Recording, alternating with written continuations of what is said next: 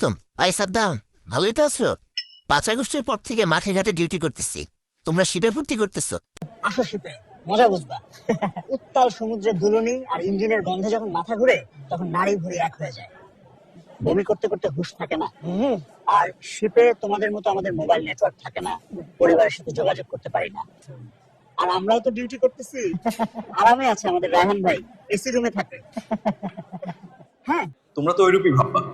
হ্যাঙ্গারের ভিতরে কেমন গরম, কাজ করতে আসলে বুঝবা। নাইট ফ্লাইং এর সময় কষ্টের কথা তো আর নাই বললাম। আর হিলে যা শুরু হয়েছে, প্রতিদিন জীবনের ঝুঁকি। বাইরে তো মানুষের কথার অভাব নেই, সোশ্যাল মিডিয়ায় তো ঢুকাই যায় না।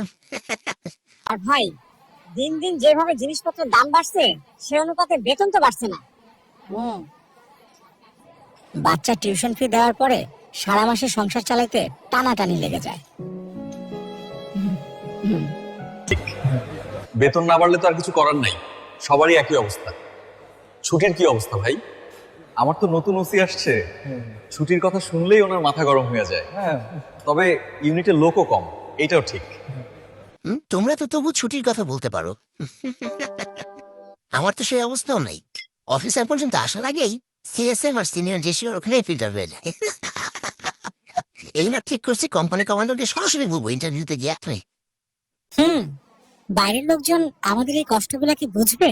না বুঝলে আর বুঝাইতেও চাই না ভাই। ঠিকই বলছো, আমরা চাকরি করি আমাদের এই ইউনিফর্মটার জন্য, দেশের জন্য। তবে মানুষ আর যে যাই বলুক, এই ইউনিফর্মের অপমান সহ্য করতে পারি না ভাই।